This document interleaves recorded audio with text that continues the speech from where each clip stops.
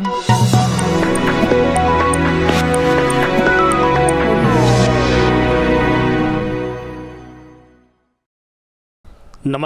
अब तक की समाचार लेकर आपके साथ मैं हूं सुखवीर। आप देख रहे हैं आपका अपना चैनल भिवानी हलचल। और आज की खबरें इस प्रकार से। शुक्रवार को कृषि मंत्री जेपी दलाल ने लोहारू हलके के दर्जनों गांव का दौरा करते हुए ग्रामीणों की शिकायतें सुनी और उन्हें हल करने के लिए तुरंत प्रभाव से अधिकारियों को दिशा निर्देश दिए। भाजपा सरकार को जनहितैषी व जन कल्याणकारी बतलाने वाले कृषि मंत्री को आंदोलनरत आंगनबाड़ी कार्यकर्ताओं ने अपनी मांगों को लेकर एक ज्ञापन भी सौंपा। कृषि एवं पशुपालन मंत्री जेपी दलाल ने हलके के दर्जन भर गांवों का दौरा कर गांव के चौपालों में जनता दरबार लगाकर लोगों की शिकायतें सुनी और अधिकारियों को निवारण के निर्देश भी दिए। कृषि मंत्री का गांव में पहुंचने पर ढोल, नगाड़ों, पगड़ी और फूल मालाएं पहनाकर गांव वालों ने भव्य स्वागत किया। कृषि मंत्री के दौरे में गाँवों में भारी संख्या में भीड़ जुटी। कृषि मंत्री को आंगनबाड़ी कार्यकर्ताओं ने अपनी मांगों के लिए ज्ञापन भी सौंपा। वहीं कृषि मंत्री जेपी दलाल ने कहा कि 5 साल की योजनाएं लेकर जनता के बीच आ रहे हैं। उन्होंने कहा कि भाजपा सरकार सही मायने में लोकतंत्र व्यवस्था पर काम करके जनहितैषी काम कर रही है और किसान भी सरकार की नीतियों से संतुष्ट है। वहीं उन्होंने ये भी बताया कि आगामी 25 से 27 फरवरी को प्रदेश स्तरीय पशु मेला लगेगा, जिसका भिवानी में उद्घाटन महामहिम राज्यपाल द्वारा किया जाएगा। जो 5 साल की योजना है उसका बीच के समय में ग्रामीण चौक में जा कर के हमारे लोगों की जन समस्याएं सुनने के लिए उपस्थित हुआ हूं और मोटे तौर पर हमारा किसान भाई संतुष्ट है। उसको ज़्यादा अच्छा पानी मिला है, ज़्यादा अच्छा भाव मिला है, उसको फसल ख़राब हुई तो मुआवजा मिला है और नौकरियां जो है सक्षम आदमी को, गरीब आदमी को मेरिट पे मिली हैं। थाना तहसील में जो भ्रष्टाचार था वो कम हुआ है। गांव का बच्चा बोलता है कि आज की भाजपा सरकार सही मायने में लोकतांत्रिक व्यवस्था में काम करके जनहितैषी काम कर रही है और इस सरकार को लोग पसंद करते हैं। आगामी समय में जो पशु मेले लगाना जारी है उसके बारे में बताइए, किसानों को क्या फायदे होंगे? बड़ा सौभाग्य की बात है कि प्रदेश स्तरीय जो बेस्ट पशु हैं, उत्कृष्ट पशु हैं, हमारे प्रदेश और आसपास के इलाके के बेस्ट जो गाय है, बेस्ट जो भैंस है, घोड़ा है, ऊँट है, भेड़ है, बकरी है और जो उसको पालने वाले प्रोग्रेसिव फार्मर्स हैं, हज़ारों की संख्या में 25, 26, 27 को 3 दिन का मेला भिवानी सचिवालय के पास लगेगा। करोड़ों रुपए के उनको इनाम दिए जाएंगे और इसका उद्घाटन महामहिम राज्यपाल जी 25 तारीख को करेंगे। केंद्रीय मंत्री पुरुषोत्तम रूपाला जी भी इसमें आएंगे। समापन जो है हमारे मुख्यमंत्री मनोहर लाल जी 27 तारीख को करेंगे।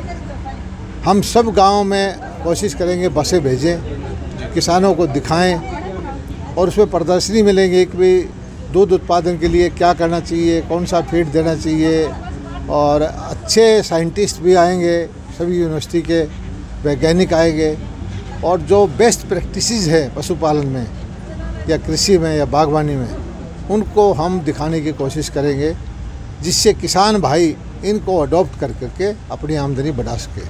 और भिवानी ज़िले के लिए ये सौभाग्य की बात है कि इतना बड़ा कार्यक्रम 3 दिन का कार्यक्रम 25, 26, 27 फरवरी को होने जा रहा है। मेरी सब किसान भाइयों से प्रार्थना है कि एक बार आके इसको देखें। जो पंक्ति में खड़े अंतिम व्यक्ति को सुविधा प्रदान करने व आगे लाने के लिए हमेशा तत्पर रहते थे पंडित दीनदयाल उपाध्याय। यह कहना है भिवानी के विधायक घनश्याम सर्राफ का। श्री उपाध्याय की पुण्यतिथि पर सभी कार्यकर्ताओं के साथ उनके चित्र पर पुष्प अर्पित करते हुए उन्होंने उसे एकात्मकवाद व अंत्योदय योजना की सोच रखने वाला देशभक्त बताया। एकात्मवाद और देश को एकजुटता की माला में मनकों की तरह पिरोने का पंडित दीनदयाल का सपना था। एकात्मवाद और अंत्योदय योजना उन्हीं की सोच और देन है। वे चाहते थे कि पंक्ति के अंतिम छोर पर खड़े व्यक्ति को अग्रिम पंक्ति में लाया जाए और सरकारी योजनाओं का उन तक फायदा भी पहुंचे, तभी देश और समाज का विकास हो सकता है। आज भाजपा उन्हीं की नीतियों पर चलकर सरकारी योजनाओं का फायदा हर वर्ग तक पहुंचाने के लिए प्रयासरत है। ये बात कहते हुए नगर विधायक ने शुक्रवार को अपने कार्यालय में पंडित दीनदयाल उपाध्याय की पुण्यतिथि पर उनके चित्र पर पुष्प अर्पित करते हुए कही। इस दौरान उन्होंने समर्थकों को पंडित दीनदयाल के जीवन से प्रेरणा लेकर भाजपा की नीतियों को जन जन तक पहुंचाने का आह्वान भी किया। उन्होंने कहा कि पीएम नरेंद्र मोदी व सीएम मनोहर लाल देश और प्रदेश में पंडित दीनदयाल के सिद्धांतों और प्रेरणाओं का अनुसरण करते हुए योजनाओं लागू कर रहे हैं। सम्मेलन दिवस है और इस अवसर पर कार्यकर्ताओं ने इकट्ठे होकर पुष्प अर्पित किए और जो उनका एकात्म मानववाद था वो पूरी दुनिया को एक दर्शन देने वाला था। अंत्योदय का कार्यक्रम भी उन्होंने चलाया कि अंतिम व्यक्ति का समाज में यदि हम उदय करते हैं तो जाके ये समाज सुधरेगा और फ्रंट लाइन वाले आदमियों के साथ ये गरीब परिवार आ जाएंगे। तो इस प्रकार की सोच रखने वाले और राष्ट्र हित में काम करने वाले नेता पंडित दीनदयाल उपाध्याय जी, उनका सम्मेलन दिवस, इसमें हम सब मिलकर एक प्रेरणा लें कि उन्होंने जीवन में जो एकात्म मानववाद और अंत्योदय का काम किया, उन्होंने चालू किया, उसको लेकर भारतीय जनता पार्टी आज के दिन आगे बढ़ रही है। और वे एक ऐसे नेता थे कि जिनका लोग विरोध भी करते रहे, लेकिन उन्होंने जो अपनी बात रखी वो पूरे देश को एकजुटता में और एक हिसाब से बढ़ाने का काम उन्होंने किया है। मैं ऐसे नेता की सम्मेलन दिवस पर सबको श्रद्धांजलि के लिए प्रेरित भी करूँ। 9 वर्ष 25 दिन की सजा काटने के बाद रिहा हुए जेजेपी नेता चौधरी अजय सिंह चौटाला के सम्मान में स्थानीय देवीलाल सदन में कार्यकर्ताओं द्वारा एक कार्यक्रम का आयोजन किया गया। इस अवसर पर पार्टी के जिला अध्यक्ष विजय गोठड़ा व वरिष्ठ नेता बलदेव सिंह घनघस ने कार्यकर्ताओं के साथ लड्डू खिलाकर खुशी का इजहार किया। आज जेजेपी के सभी कार्यकर्ताओं ने इकट्ठा होकर अजय चौटाला की रिहाई पर देवीलाल सदन में लड्डू बांटकर अपनी खुशी मनाई। पार्टी के जिला अध्यक्ष विजय गोठड़ा, वरिष्ठ नेता बलदेव घनघस, मनोज यादव सहित अनेक पार्टी के कार्यकर्ता वहां मौजूद रहे और सभी ने मिलकर जेजेपी पार्टी के नेता की रिहाई पर खुशी व्यक्त की। अजय चौटाला पिछले 9.5 साल की सजा काटकर वापस लौटे हैं।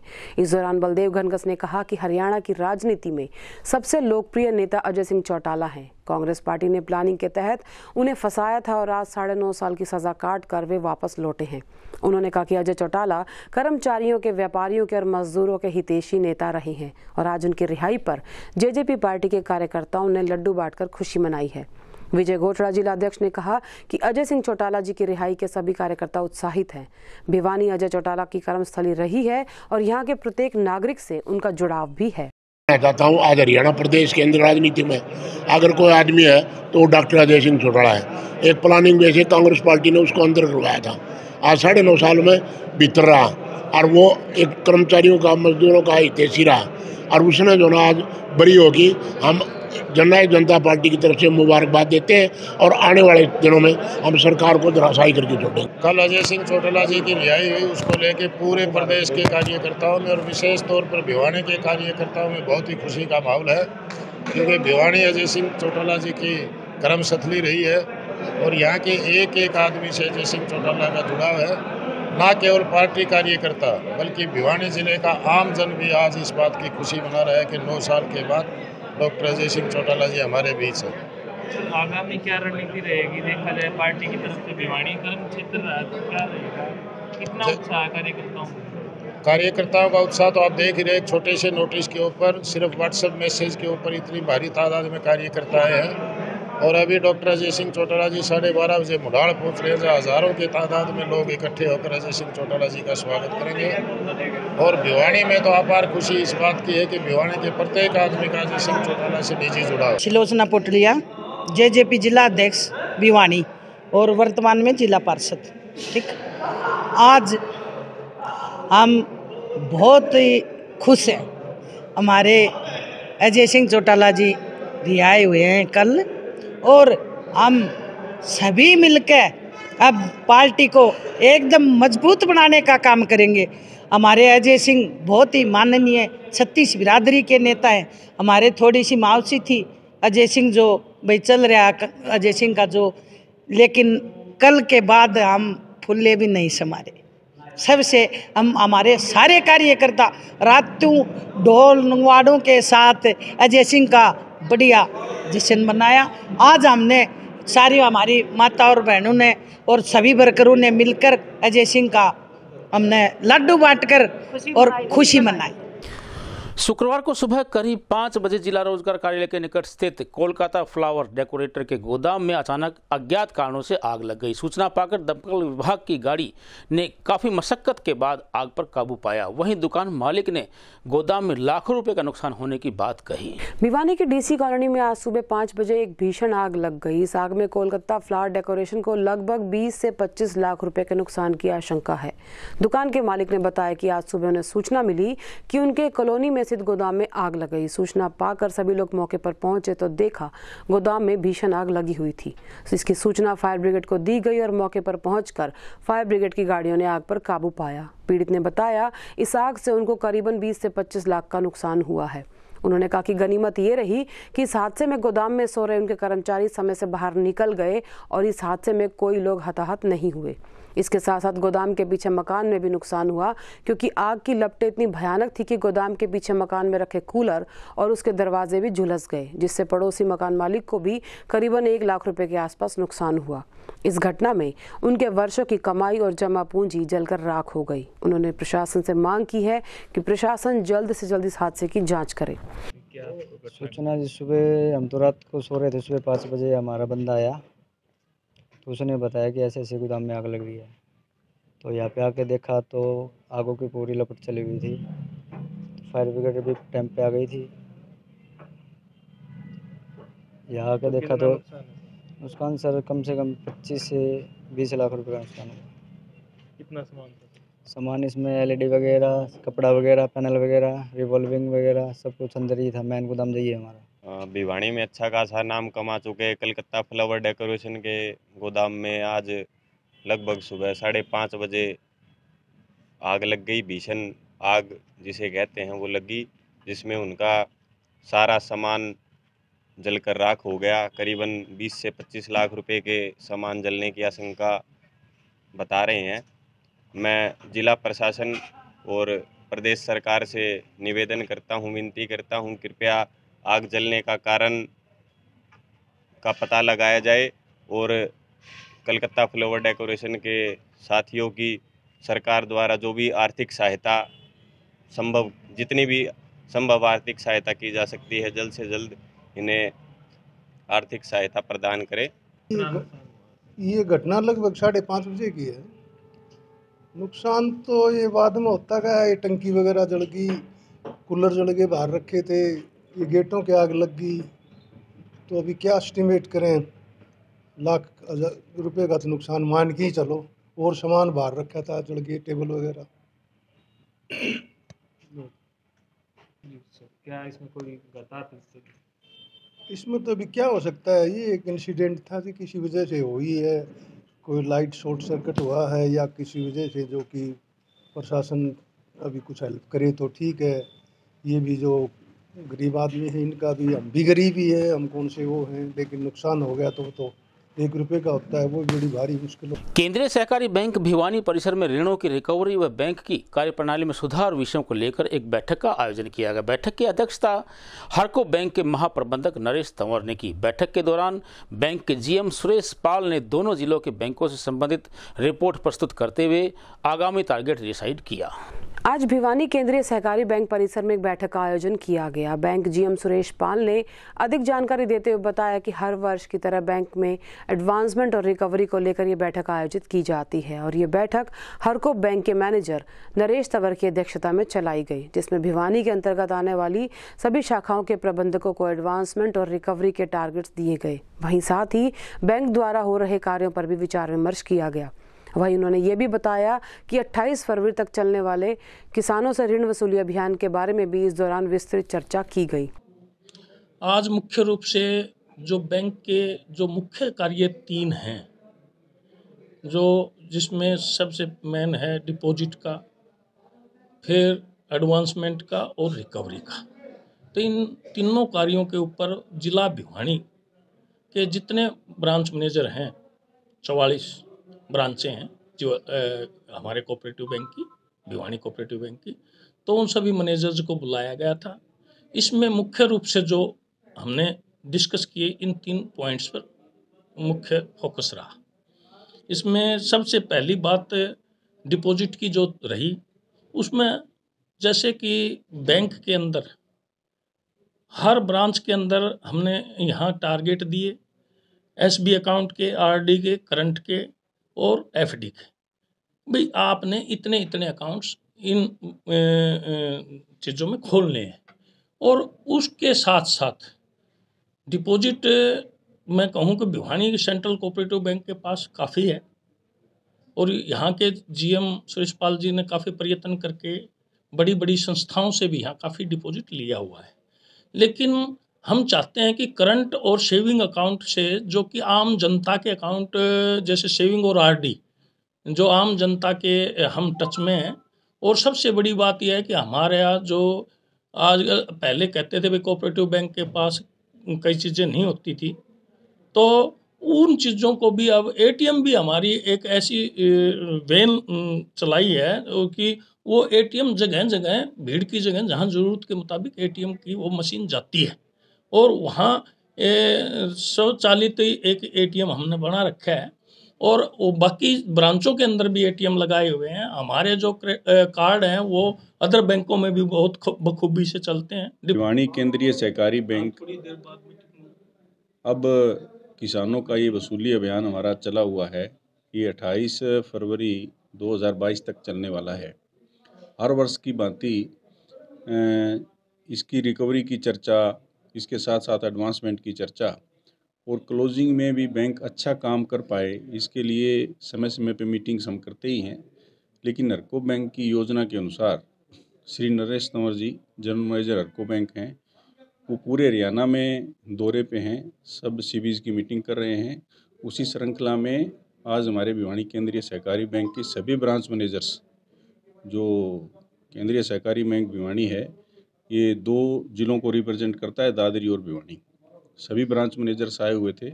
सबको एडवांसमेंट के, रिकवरी के टारगेट दिए गए और अच्छे लोन, अभी तंवर साहब ने बताया था, जेएलजी संयुक्त देयता समूह, ऐसे हमने 250 के 2 बेंच निकाले हैं। उसमें 2000 महिलाएं लाभान्वित हुई हैं। भिन्न भिन्न प्रकार के वो अपने घरेलू कार्य करती हैं, उनके लिए उन्होंने ऋण सहायता ली है और उनकी रिकवरी बहुत अच्छी है। बहनों ने जो ऋण लिया है, प्राप्त किया है, बहुत अच्छी उसकी वसूली भी है। हमारा बैंक इस कार्य को और आगे बढ़ाएगा। शाखा प्रबंधकों को आज जो टारगेट दिए गए हैं, उसमें नए खाते खोलने के भी हैं और नए लोन एडवांस करने के भी हैं, और जो पहले लोन दिए हुए हैं उसमें एनपीए जो हो गया था उसकी रिकवरी करें और नया एनपीए और कोई ना बने, उसके लिए पहले से प्रयास करें। ये सब उनको समझाया गया। सभी शाखा प्रबंधक बड़े उत्साह में थे और हमें पूरी होप है कि पिछले वर्ष की भांति इस बार भी हमारा बैंक प्रॉफिट में आएगा और अच्छा लाभ कमाएगा। और सभी शाखा प्रबंधक बड़े उत्साह के साथ अपने अपने शाखाओं में गए हैं और हम पूरी उम्मीद करते हैं कि इस बार पिछले साल की बजाय हमें और ज़्यादा लाभ मिलेगा। भिवानी जिले के टीबी से ग्रसित मरीजों की संख्या में कमी व सुधार होने की बदौलत सामान्य अस्पताल को ब्रॉन्ज मेडल व प्रमाण पत्र मिलने की है पूरी संभावना। यह कहना है हरियाणा प्रदेश के टीबी ऑफिसर डॉक्टर अजय का। अपने 3 दिवसीय भिवानी दौरे के उपरांत पत्रकार को उन्होंने यह जानकारी प्रदान की। आने वाले समय में टीबी ग्रस्त मरीजों की संख्या में कमी और सुधार को लेकर भिवानी को ब्रोंज सर्टिफिकेट मिलने की पूरी संभावना है। ये कहना था प्रदेश के टीबी ऑफिसर डॉक्टर अजय का। ये बात उन्होंने अपने 3 दिवसीय नगर के दौरे के समापन पर पत्रकारों से रूबरू होते हुए कही। प्राप्त जानकारी के अनुसार राष्ट्रीय स्तर पर चल रहे कार्यक्रम के अंतर्गत टीबी सेल की टीम जिले में पहुंची थी और यहां के सर्वेक्षण के बाद बनी रिपोर्ट के आधार पर डॉक्टर अजय ने ये बात कही। वहीं उन्होंने टीबी मरीजों की संख्या में सुधार लाने में भी भिवानी की परफॉर्मेंस अच्छी बताई और ब्रोंज सर्टिफिकेट के लिए नॉमित होने की बात भी कही। ये सारी टीम के साथ ये 3 दिन की एक्टिविटी थी हमारी, जो डिस्ट्रिक्ट में नेशनल ट्यूबरक्लोसिस एलिमिनेशन प्रोग्राम चल रहा है उसकी इवैल्यूएशन के लिए। इसमें हम DTC, district TB clinic, microscopy centre, private practitioners, laboratories, even के पेशेंट, कुछ पेशेंट रैंडमली हमें सिलेक्ट किए होते हैं, उनके घर जाके उनकी इंटरव्यू करते हैं कि इलाज के दौरान उनको क्या दिक्कतें आई, इलाज टाइम पे मिला, अगर इलाज में कोई साइड इफ़ेक्ट आया तो उसको टाइम पे कवर किया गया कि नहीं किया गया। उसके साथ-साथ डाटा वैलिडेट करते हैं कि जो हमारा कितने मरीज़ हमने डायग्नोज़ किए, कितने ट्रीटमेंट पे आए, कितने क्योर हुए, कितने छोड़ के गए, अगर छोड़ के गए तो हमारे सिस्टम ने उनको दोबारा से टीबी की दवाई पर डालने की क्या कोशिश की। तो ये सारा प्रोग्राम इवैल्यूएट करके हम अपनी ऑब्जर्वेशंस के साथ डीसी साहब से मिले थे, उनकी भी बहुत पॉजिटिव रिस्पॉन्स रही। तो ये जो भिवानी का जो इवैल्यूएशन निकल के आया कि भिवानी की परफॉर्मेंस बहुत अच्छी चल रही है पिछले कई सालों से। तो इसी के चलते हुए भिवानी डिस्ट्रिक्ट को एक सब नेशनल सर्टिफिकेशन नाम करके एक ब्रॉन्ज सर्टिफिकेट के लिए नॉमिनेट किया है गवर्नमेंट ऑफ इंडिया ने, एज पर सर्टेन पैरामीटर्स। उन पैरामीटर्स को चेक करने के लिए अगले हफ्ते में एक टीम भी आ रही है, जिसमें Indian council of medical research, USAID और सेंट्रल टीबी डिवीजन से भी रिप्रेजेंटेटिव आएंगे, जो एक्सपर्ट होंगे, जो इसका सर्वे करेंगे। हमें उम्मीद है कि भिवानी को सब नेशनल सर्टिफिकेशन में ब्रॉन्ज मिल जाएगा। तो ये अपने आप में एक हिस्ट्री क्रिएट होगी हरियाणा में, जिसमें कि डिस्ट्रिक्ट को एक ब्रॉन्ज मेडल मिला। और आगे चल के हम उम्मीद करते हैं कि भिवानी टीबी एलिमिनेशन में इसी तरह योगदान देता रहेगा और भी इम्प्रूव करेगा। बीती रात को दिनोद निवासी सुनील कुमार की सड़क हादसे में उस समय मृत्यु हो गई जब वह शादी समारोह में शामिल होने के लिए ढाणा कला जा रहा था। सूचना प्राप्त करने के बाद पुलिस ने मौके पर पहुंचकर सुनील को तुरंत सामान्य अस्पताल भिवानी पहुंचाया, जहां पर चिकित्सकों ने उसे मृत घोषित कर दिया। भिवानी के गांव दिनोद निवासी युवक की सड़क हादसे में मौत हो गई। प्राप्त जानकारी के अनुसार गांव दिनोद निवासी सुनील अपनी बाइक से शादी समारोह में ढाणा कला हांसी जा रहा था।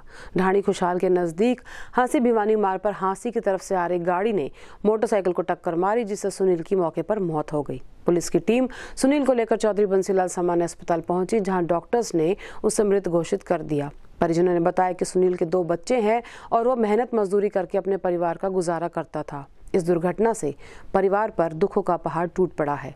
परिजनों ने प्रशासन से अपील की कि गाड़ी चालक के खिलाफ उचित कार्रवाई की जाए और परिवार को आर्थिक मदद दी जाए, जिससे कि वो अपना गुजर बसर कर सके। मैं सुंदर सिंह, गांव जटलवारी। ये मेरे पापा के मौसी के लड़के हैं, सुनील कुमार, गांव दिनोद से। इसने भिवानी अलवासिया स्कूल के पास बिजली की दुकान कर रखी है।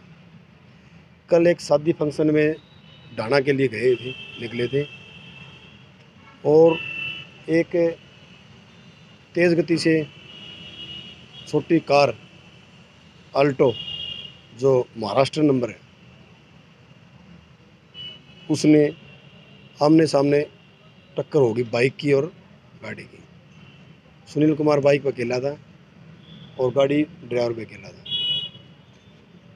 वो ऑन द स्पॉट ख़त्म हो गया। ड्राइवर शराब के नशे में था और हमारे को मैसेज मिला कि ऐसे ऐसे एक एक्सीडेंट हो गया। तो हम वहाँ मौके पहुँचे, तो हम उसको लेकर देखा तो ऑन द स्पॉट ख़त्म हो गया। हम उसको भिवानी सिविल हॉस्पिटल में लेके आए और डॉक्टरों ने मना कर दिया कि डेड है।